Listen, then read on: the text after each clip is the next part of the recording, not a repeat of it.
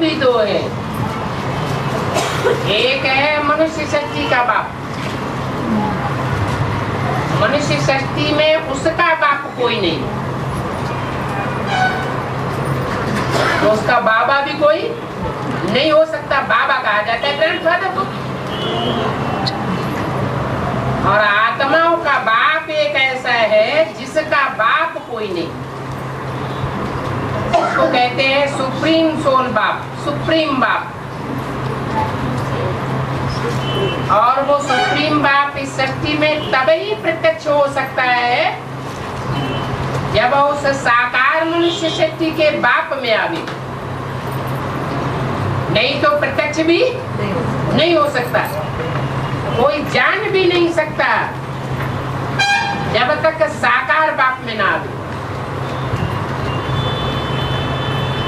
बाकी बाबा का क्लैरिफिकेशन मुरली में दिया है, साकार और निराकार के मेल को बाबा कहा जाता है। जब तक वो निराकार साकार में मिश्रित न हो, उसका साकार के साथ मेल न हो, तो सिर्फ बाप है। बिंदु बिंदु आत्माओं का बाप, दूसरा कोई संबंध नहीं। बिंदु बिंदु आत्माएं आपस में भाई भाई, आपस में भी उनका कोई संबंध नहीं। जब साकार में प्रवेश करे तो बाबा कहा जाए। बाबा, रामायण में किगिन्ने कांड उत्तराकांड रहता ना, तो सबसे अधिक उत्तर इसको सुंदरकांड कहते हैं, उसका अर्थ क्या है? किगिन्ने कांड उत्तराकांड कहते हैं ना रामायण में, सबसे सुंदरकांड को महत्व ज्यादा दिया जाता है, उसका अर्थ क्या है? रामायण है एक प्रकार का उपन्यास, और मुरली बोला है उपन्यास पढ़ने से और फिल्म देखने से बुद्धि की सबसे जास्ती दुर्गति होती है।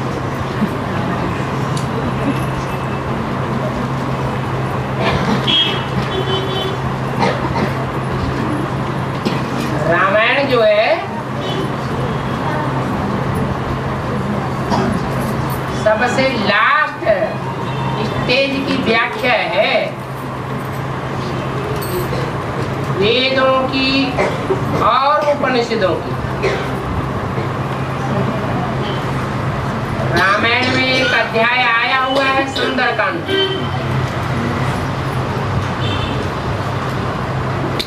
और उस सुंदरकांड में सुंदर सुंदर का रोचक कहानी दी हुई है। पढ़ने में, सुनने में, सुनाने में बहुत रोचक लगती है, इसलिए उसका नाम रख दिया सुंदरकांड। है छोटा सा,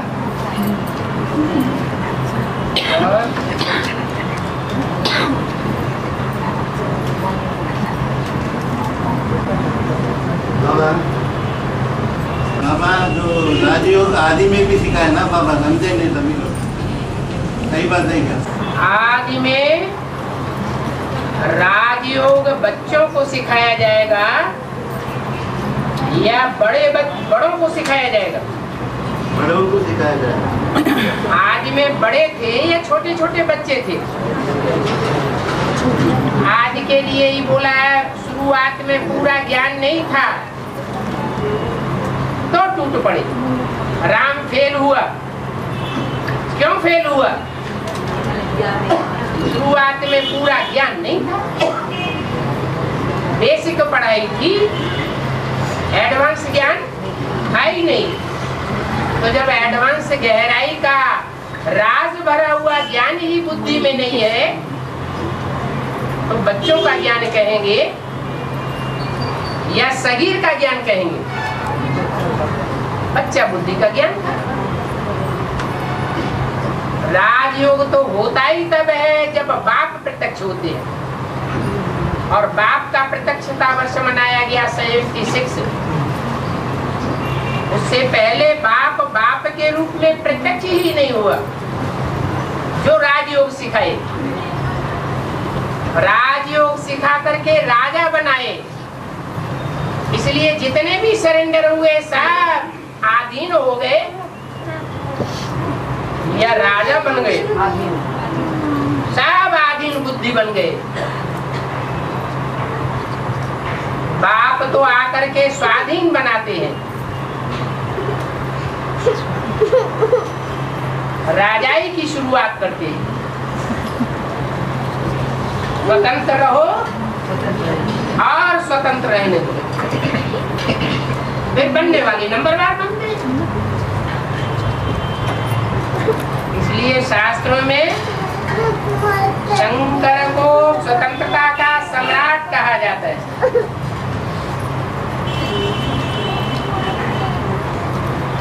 हुजूम को कंट्रोल करने के लिए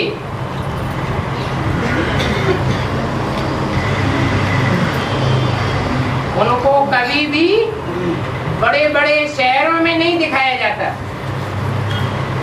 कहाँ दिखाते हैं?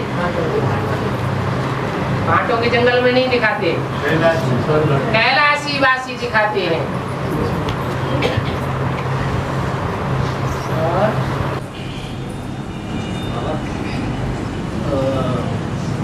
भक्ति मार्ग में अय्यप्पा भक्तों का ज्योति दर्शन कैसे दिया? क्या चक्र? भक्ति के दर्शन में ज्योति अय्यप्पा भक्तों का ज्योति दर्शन का दर्शन ना बाबा। अय्यप्पा वालों को ज्योति का दर्शन होता है। संक्रांति के दिन ज्योति का दर्शन करते बाबा स्पेस में। वो झूठे बोल दिया है, वो झूठा बोल दिया, झूठा बोल दिया, सच बोल दिया। वो आकाश में दिखता है। हाँ पर अय्यप्पा भक्तों वो को संक्रांति के समय ज्योति भी देखते बाबा। संक्रांति के दिन हाँ, थोड़ा जाके ज्योति का दर्शन बताया, बात करो। ज्योति का दर्शन करते हैं, उससे क्या होता है? सच्चे झूठे बोल। वो ज्योति, कोई गणेश का दर्शन करते, कोई हनुमान का दर्शन करते, कोई परमधाम का दर्शन करते, कोई स्वर्ग का दर्शन करते, वो तो साक्षात्कार तो करते हैं, लेकिन उससे रिजल्ट क्या निकलता है? उससे फायदा क्या हुआ? दिखाई देगा, सच्चे दिखाई देता है, लेकिन उसे दिखाई देने से कुछ फायदा होता है? फायदा कुछ भी नहीं होता। तो भक्ति मार्ग में तो ऐसे बहुत से दर्शन करते रहते हैं भक्त लोग, जिनकी जहाँ श्रद्धा बैठी हुई है, वो उस श्रद्धा के आधार पर उनको साक्षात्कार हो जाते हैं। बाकी साक्षात्कार अल्पकालिक की चीज है, उससे प्राप्ति कुछ भी होती नहीं है। बाकी उन्होंने जो नाम रखाया है अय्यप्पा स्वामी, अय्यप्पा स्वामी नाम रखवाया है और काले कपड़े पहनते हैं, तो जरूर अय्यप्पा स्वामी ने काला धर्मराज का पाठ बजाया होगा। धर्मराज की सवारी काहे पे दिखाई जाती है? काले भैंसे पर दिखाई जाती है। विकराल रूप है।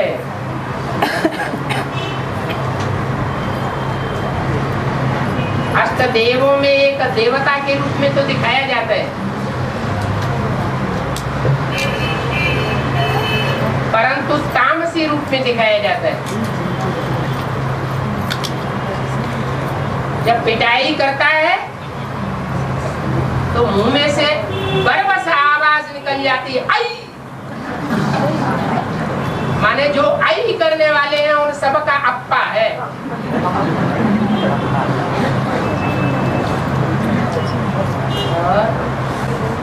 बाबा रामवाले आत्मा शराब पीने वाला का बोल दिए, कर्नाली सब का शराब पीने वाला का बोल दिया, वो झूठे सच्चे है बाबा। शराब पीने वाले का बोल दिया राम को, वो तमिलनाडु का कर्नाली बोल दिए बाबा। राम भी शराब पीता था, आगे बता। वो रूहानी शराब पीता।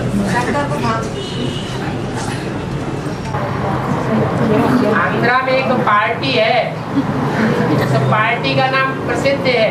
क्या नाम है? उस पार्टी के मुखिया का नाम क्या है? एनटी रामाराव। तो रामायण में तो ये कहीं लिखा नहीं है, न तुलसीकृत रामायण में है और न वाल्मीकि रामायण में है कि राम शराब पीते थे। लेकिन आंध्रा में पहली बार ये बात सुनी जा रही है।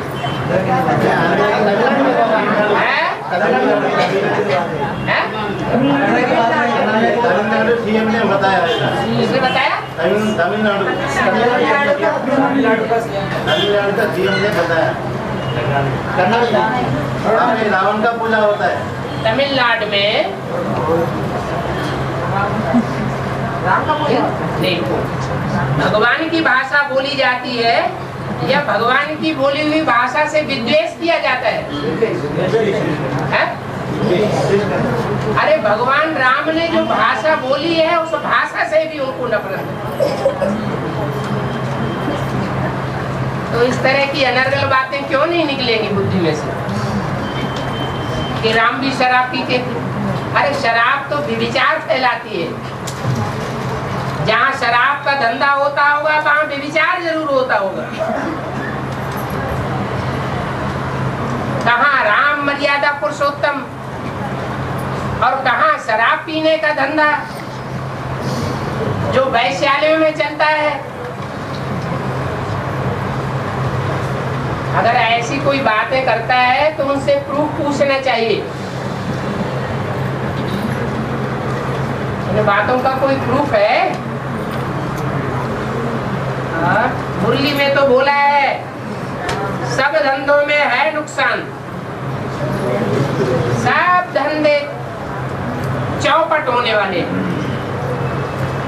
लेकिन पेट के लिए कोई न कोई धंधा करना ही पड़े। फिर भी एक धंधे के लिए मना किया हुआ है और कोई भी धंधा करने के लिए मुरली मना नहीं किया है, पेट के लिए। शराब पीने का धंधा बहुत खराब धंधा है। शराब सभी विकारों को खींचने वाली है।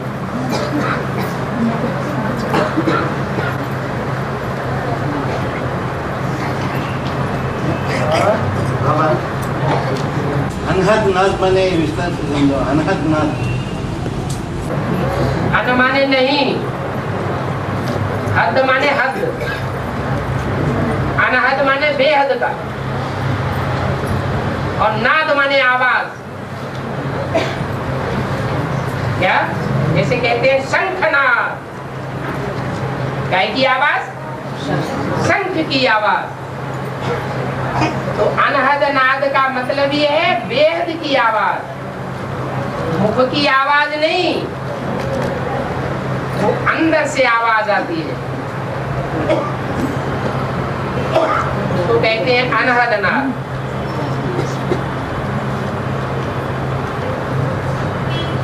और होलियों में राम शिव बाबा आते हैं। होलियों में राम शिव बाबा आते हैं। कृष्ण शिव बाबा नहीं आते। कृष्ण ने प्रवेश किया ना? कृष्ण ने प्रवेश किया। कृष्ण शिव बाबा की कृष्ण में शिव ने प्रवेश किया, लेकिन प्रवेश करने के बावजूद भी कृष्ण तो बच्चा बताया है। राम को बाप कहा जाता है। कृष्ण बेबी बुद्धि है। उस बेबी बुद्धि का पुरुषार्थ इस मनुष्य शक्ति रूपी वृक्ष के पहले पत्ते के रूप में हो सकता है, लेकिन सतयुग के जो पत्ते हैं उन पत्तों को जन्म देने वाले बीजों के रूप में नहीं हो सकता। बीज को बाप कहा जाता है। इसलिए निराकार बाप को साकार बाप राम के साथ जोड़ा जाता है। इसलिए मुरली में बोला राम बाप को कहा जाता है। बाप को कृष्ण नहीं कहा जाता है। बाप सालिम बुद्धि होता है और बच्चा नाबालिग बुद्धि होता है।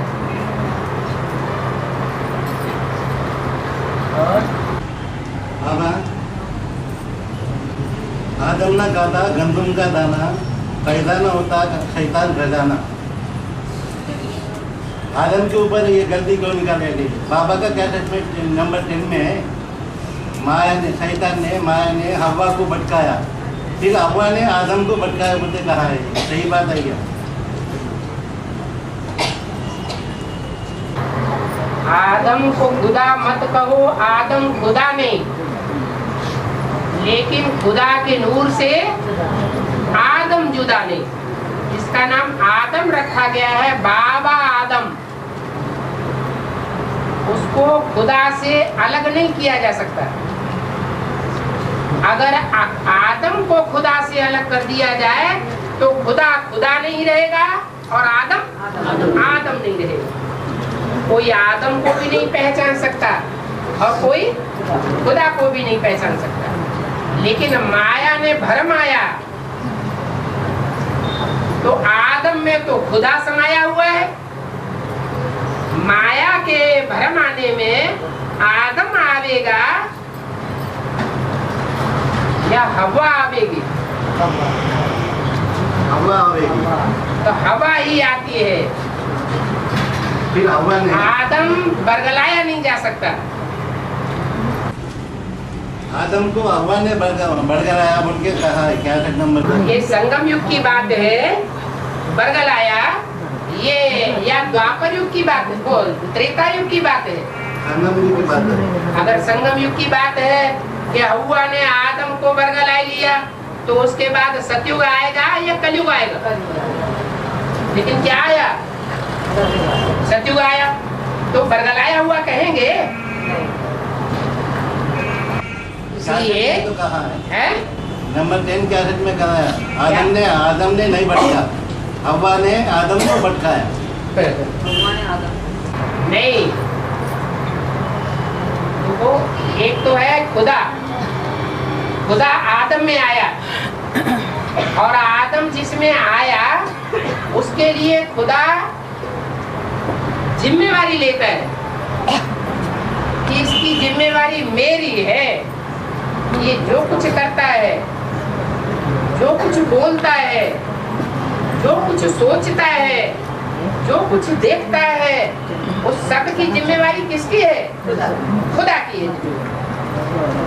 तो आदम को तो कोई भटका ही नहीं सकता। जब खुदा नहीं रहता तब भटका सकते ना बाबा। जब खुदा नहीं रहता तब सतयुग त्रेता होता है, द्वापर कलयुग होता है या संगम युग होता है? द्वापर कलयुग में संगम में द्वापर कलयुग का शूटिंग हो रहा है।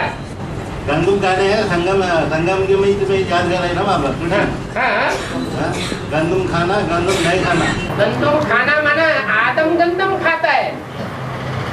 जिनकी बुद्धि में ये बैठा हुआ है कि आदम में खुदा आता है और आदम गंदुम खाता है, बच्चे पैदा करता है पेटों से। संकल्पों की बात है ये। संकल्पों की बात है? अरे गंदम कैसे खाया जाता है? आदम तो यहाँ पे दो है ना बाबा, एक ब्रह्मा बाबा भी है ना, वो भी ब्रह्मा बाबा आदम है। नहीं लाइट बॉडी के है। फिर संगम युग में द्वापर कलयुग का शूटिंग होता है नहीं होता बाबा? द्वापर कलयुग की शूटिंग होती है। गंदम खाना माने बॉडी कॉन्शियस। संगम युग में होती है ना बाबा। कलयुग में संगम द्वापर कलयुग का स्टेज भी रहता है कलयुग शूटिंग में। रहता नहीं रहता बाबा? तो रिजल्ट क्या आता है? उसका रिजल्ट भी तो आना चाहिए। अगर गंदुम खाता है तो गंदुम का रिजल्ट क्या आता है? जो गंदुम खाता है उसका रिजल्ट क्या आता है दुनिया में? गंध पैदा होती है, बिच्छू टिंडन पैदा होता है या देवता बनते हैं? बिच्छू टिंडन पैदा होता है। शूटिंग यही होती है ना द्वापर में, संगम युग में होती है, लेकिन रिजल्ट क्या होता है आखिरी? रिजल्ट तो बिच्छू टिंडन। फिर उसके बाद रिजल्ट क्या होता है? तो पावन बनाता है शिव बाप। शिव बाप कैसे, किसके द्वारा पावन बनाता है? शिव बाप के साकार में निराकार रामायण आत्मा के अंदर। तो फिर पास्ट की बात को उठाना चाहिए या वर्तमान की बात को उठाना चाहिए? पास्ट की और तो वर्तमान की दोनों को भी उठाना। तो क्यों उठाएंगे? संपन्नता की बात उठाई जाती है या अधूरे पुरुषार्थ की बात उठाई जाती है? संपन्नता की याद होती है। तो तुम किसको याद करते हो? संपन्नता कहाँ करते हो? साल में करने रहे ना बाप। अच्छा। और हाँ। शंकर के दो रूप दिखाते हैं, एक सादे में दिखाते हैं, एक में दाढ़ी मूछ वाला दिखाते हैं। उसका क्या अर्थ है? ब्रह्मा को दाढ़ी मूछ दिखाते हैं तो विकारी है या निर्विकारी? शंकर ब्रह्मा को पहले बताओ। ब्रह्मा की बात नहीं करना। हम ब्रह्मा कुमारी है, हमारे ब्रह्मा की बात नहीं करना। अच्छा, ब्रह्मा को दाढ़ी मूछ दिखाते हैं तो ब्रह्मा को जो दाढ़ी मूछ दिखाई है उससे वो विकारी साबित होता है या निर्विकारी साबित होता है? विकारी साबित होता है। ऐसे ही जो श्याम सुंदर कहा जाता है तो श्याम है माना एक ही व्यक्तित्व है जो पहले श्याम है दाढ़ी मूछ वाला, और वही व्यक्तित्व है बाद में क्लीन शेव देवता बन जाता है। इसलिए उसको दो रूप दिखाए जाते हैं, बाकी ब्रह्मा को दो रूप नहीं दिखाए जाते। और अब भारत में द्रौपदी की पति बताए ना क्यों ऐसा?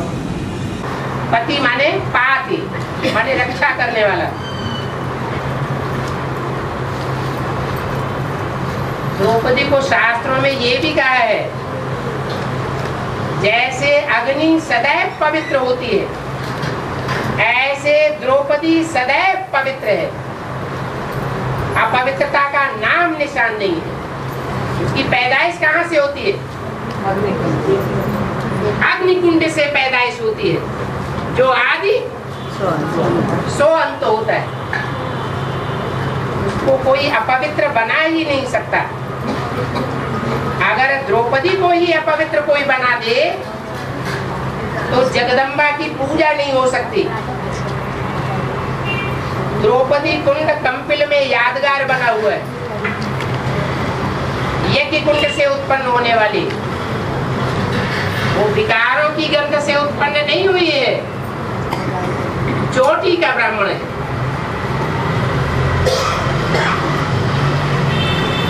ऊंच से ऊंच बाप के साथ उसका पार्ट है। तो ऊंच से ऊंच जो पार्टधारी होते हैं उनके साथ पार्ट बजाने वाले भी ऊंचे से ऊंच बन जाते हैं। इसलिए ये बात उठाई है विकृत बुद्धियों ने कि द्रौपदी को 5 पति थे तो हम 5 पति क्यों नहीं बना सकते? बहुविवाह की प्रथा चलनी चाहिए कन्या माताओं की जिंदगी, परंतु ऐसा नहीं है।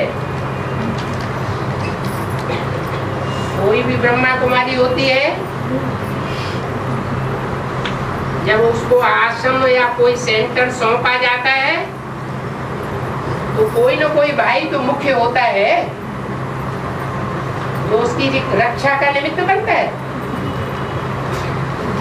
कोई पति कहा जाता है। अगर कोई ब्रह्मा कुमारी 4-5 सेंटरों में स्थानांतरित हो जाए तो कितने पति हो गए? 5 पति हो गए।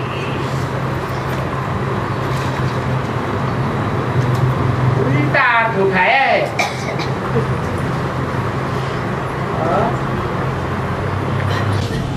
बाबा द्रौपदी एक गए, तुम बच्चे सब द्रौपदियां उनके बाबा ने कहा है। द्रौपदी एक नहीं है, सिर्फ राधा एक है। बाकी तुम सब द्रौपदियां हो, तुम सब पार्वतियां हो, तुम सब सीताएं हो, हम सब द्रौपदियां होंगे, तुम सब भक्तियां हो।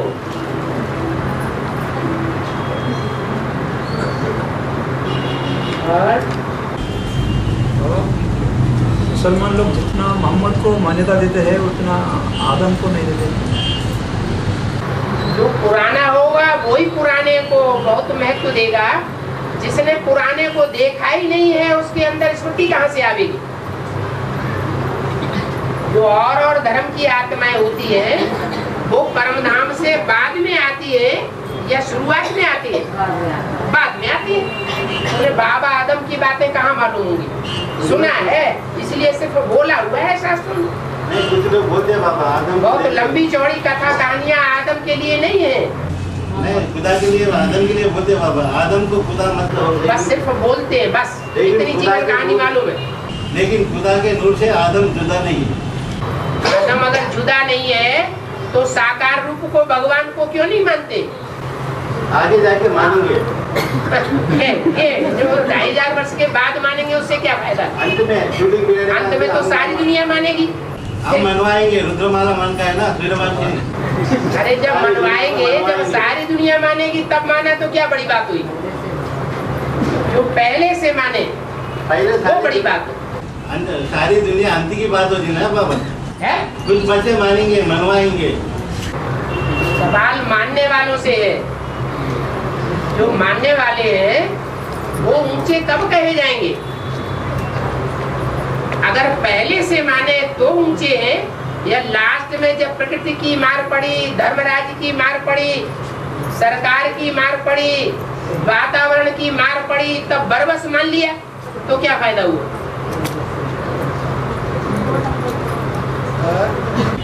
ईश्वर साकार प्लस निराकार को कहते हैं, निश्चित निराकार को कहते हैं। ईश्वर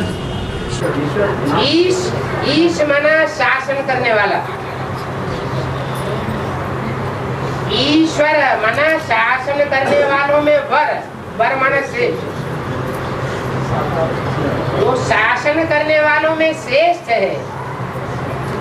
बिंदी बिंदी आत्माओं को कैसे शासन करेगी? और श्रेष्ठ और निष्कृष्ट, ऊंच और नीच, ये साकार दुनिया की बातें हैं या निराकारी दुनिया की बातें? साकार दुनिया की बातें। तो ईश्वर कहा ही जाता है जब वो निराकार ज्योति बिंदु साकार में प्रवेश करके सारी संसार को कंट्रोल करता है। जिस समय का गायन है, पत्ता भी तेरी सत्ता के बिना हिल नहीं सकता, खिले न कोई फूल। पत्ता माने मनुष्य सृष्टि रूपी झाड़ के 500-700 करोड़ जो भी पत्ते हैं, उन सभी पत्तों को, आत्माओं को, मनुष्य आत्माओं को एक टाइम ऐसा आता है कि ईश्वर के आदेश से ही हिलते हैं। सबकी बुद्धि में बैठता है। क्या बैठता है? जो अभी नहीं बैठता है सबकी बुद्धि में, कि कदम कदम पर श्रीमत लेकर चलना चाहिए। जिस कदम में हमने श्रीमत नहीं ली, मनमत पर चल पड़े या मनुष्यों की मत पर चल पड़े, तो उस कदम में हमारी भूल निश्चित है, पाप निश्चित है। एक टाइम ऐसा भी आएगा, दुनिया की हर मनुष्य आत्मा इस बात को समझेगी और मानने के लिए मजबूर हो जाएगी कि कदम कदम पर श्रीमत पर चलने में ही हमारा कल्याण है, सदगति। नहीं तो हमारी सदगति हो नहीं सकती। और हर एक मनुष्य आत्मा की सदगति होनी है या नहीं होनी है? होनी है। तो मानेंगे तब सदगति होगी या अपने आप हो जाएगी? मानेंगे। भले कोई डंडे से मानेंगे और कोई सहज सहज मानेंगे। सदगति सबकी होनी। बाबा शिव की बारात में लूले लंगड़े सब नाचेंगे बोल के बताया बाबा। वो प्रैक्टिकल होगी नहीं तो मन बुद्धि में होगी। लूले लंगड़े का मतलब क्या है? नहीं हैं? जो शिव बाप को पहचानते नहीं, बाबा को नहीं। अच्छा, रुद्रमाला के मणके बाप को नहीं पहचानते? नहीं। हाँ। फिर क्या है बताओ बाबा? लूले लंगड़े का मतलब है, लूले माने जिनकी बाह भुजा काम नहीं करती। ज्ञान में तो चलते हैं लेकिन ईश्वर के कार्य में कोई सहयोग रूपी भुजा हाथ नहीं डाल सकते, उनको कहते हैं लूले हैं। ज्ञान में तो चलते हैं लेकिन लंगड़े हैं। पवित्रता का कोई भी पवित्रता की दौड़ में, पुरुषार्थ की दौड़ में दौड़ नहीं लगा सकते। उनको कहते हैं लंगड़े, अंधे। ज्ञान में तो चलते हैं, लेकिन ऐसे चलते हैं जैसे धृतराष्ट्र की औलाद हो। काने, कोई की दाईं आंख फूटी हुई है, कोई की बाईं आंख फूटी हुई है। दाईं आंख फूटी हुई है माने गुणों को नहीं देखते हैं, अवगुणों को ही देखते हैं।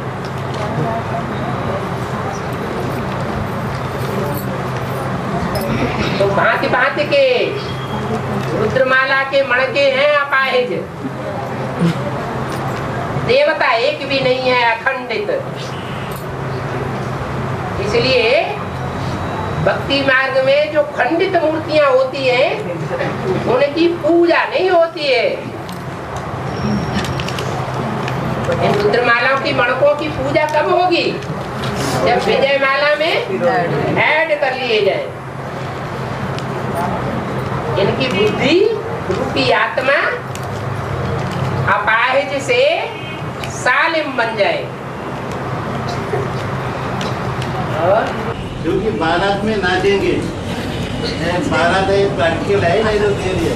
कोई मुखहीन विपुल मुख काहू।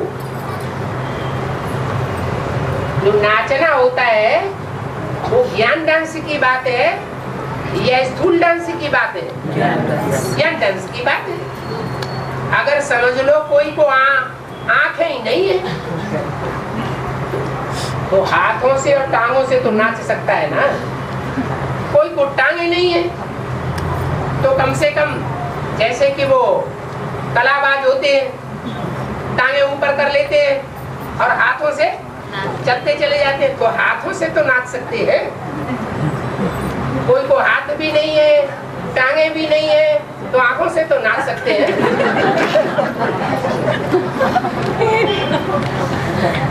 ये दिखाया है कि वो ज्ञान का डांस करने वाले हैं।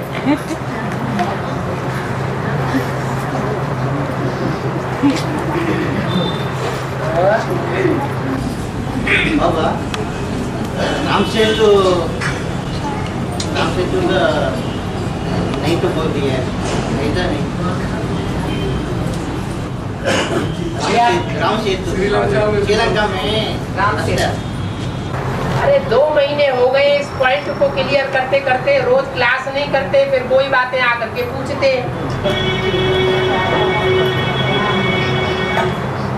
राम का जो सेतु है, सेतु माने पुल,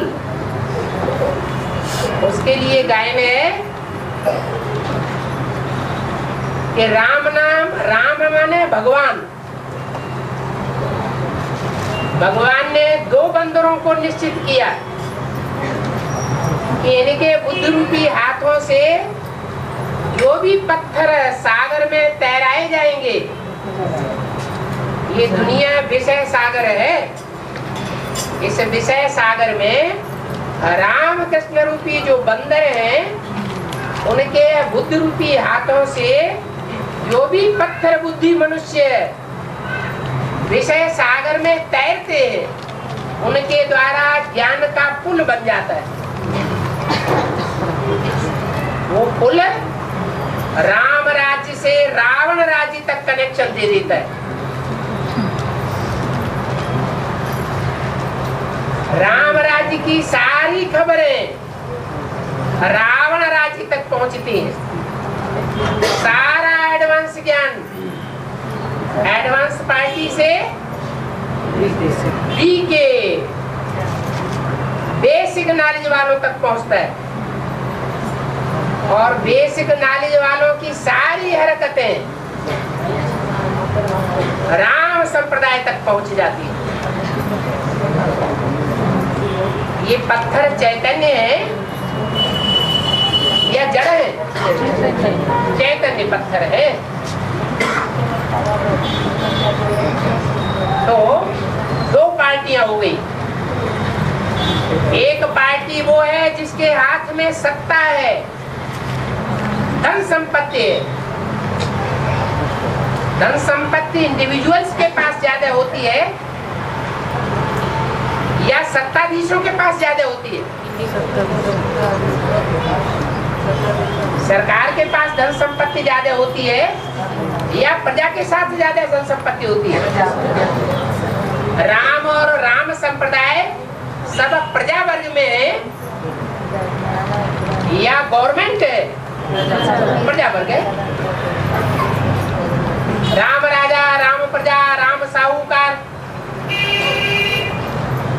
तो प्रजा वर्ग के जो है उनके हाथ में सत्ता नहीं है, और एक है सत्ताधीश पार्टी, रावण संप्रदाय। सारी दुनिया पर इस समय किसका राज्य है? रावण राज्य, भले वो ब्राह्मणों की दुनिया हो। तो रावण संप्रदाय वाले जिनके हाथ में शासन की सत्ता है, उनका कहना है कि राम से तो टूट जाना चाहिए। क्या? राम का पुल नहीं चाहिए, नहीं तो वो सारे ज्ञान की बातें यहाँ तक आती हैं और यहाँ के सारे जिज्ञासु टूट जाएंगे। हमारा राज्य ही खतरे में है। क्या? और राम संप्रदाय वाले क्या चाहते हैं? राम से तो रहना चाहिए या टूट जाना चाहिए? रहना चाहिए। क्यों चाहते हैं रहना चाहिए? वो बच्चे भी घर आए। हाँ, कि जिन्होंने हमको बेसिक नॉलेज दी है, वो बेसिक नॉलेज देने वाले भी एडवांस ज्ञान लें और प्रभु को पहचाने। तो ये झगड़ा चल रहा है हद का और बेहद का। बेहद की दुनिया में भी राम सेतु का झगड़ा चल रहा है और हद की दुनिया में भी राम सेतु का झगड़ा चल रहा है।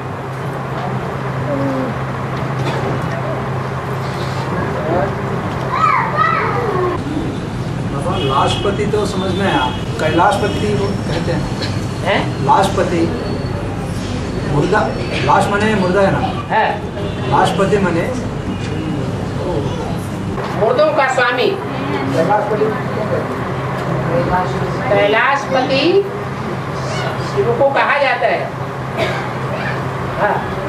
और लाशपति तो समझ में आया, ये कई क्यों लगाया? लाशपति का कैलाश बोले तो अनेक लाश। कैलाश बोले। लाशपति नहीं कहा जाता, कैलाशपति ही कहा जाता है। वो मुर्दों का स्वामी नहीं है। मुर्दों का स्वामी? मुर्दों का स्वामी नहीं है, कैलाशपति है। जो ऊंची स्टेज में रहने वाले हैं उनका स्वामी है। शमशान घाट वासी है या शमशान घाट में कौन रहते? लाश। मुर्दे। जैसे मुर्दे रहते हैं वैसे वहाँ का वासी वो भी है, जीते जी मरा हुआ है, इसलिए मुर्दा है। और